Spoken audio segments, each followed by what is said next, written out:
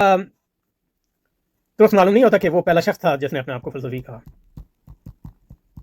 ہاں یہ کہہ سکتے ہیں کہ اس نے اپنے آپ کو فلسفی کہا سوفسٹوں سے. وہ پہلا شخص تھا جس نے آپ کو فلسفی کہا سوفسٹوں سے اپنے آپ کو ممتاز کرنے کے لیے. لیکن یہ کہ جو پہلا شخص جس کے بارے میں کہا جاتا ہے جس نے فلسفے کا لفظ ایجاد کیا یونانی زبان میں، وہ فیثاغورس تھا، جو مشہور ریاضی دان اور فلسفی ہے. اگر آپ نے علم مساحت یا جیومیٹری پڑھی ہے تو فیثاغورس کے تھیورم سے آپ ضرور واقف ہوں گے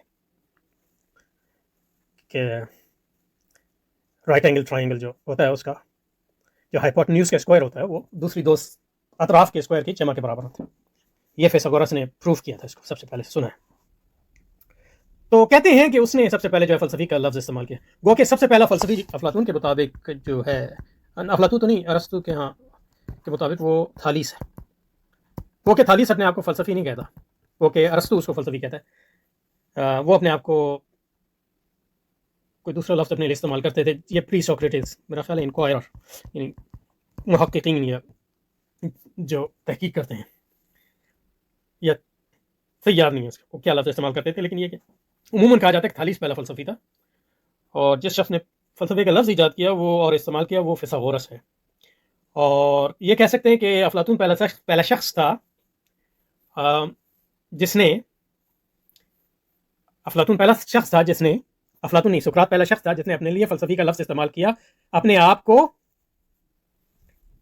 سوفسٹوں سے، سوفسطائیوں سے اور سوفسطائیوں سے ممیز کرنے کے لیے.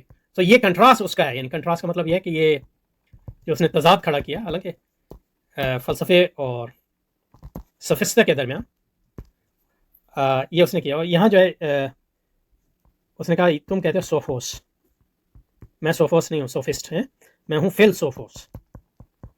تم کہتے ہو تم حکیم ہو، میں کہتا ہوں میں حکیم، حکمت کا عاشق ہوں. تو یہ جو کنٹراسٹ ہے، یہ جو تضاد ہے حکمت اور حکیم اور عاشق حکمت میں، یہ سب سے پہلے جو ہے سقراط نے کیا تھا. اور اس کی ایک وجہ یہ تھی کہ اس نے اپنے آپ کو اس کو ممتاز کرنے کی وجہ یہ تھی کہ بہت سے لوگوں کا یہ خیال تھا کہ سقراط جو ہے خود سوفسطائی ہے. یہ مطلب یہ ہے کہ یہ چھپاتا ہے، لیکن اصل میں یہ جو ہے سوفسطائی ہے. لوگ کہتے تھے اس زمانے میں جو سقراط کے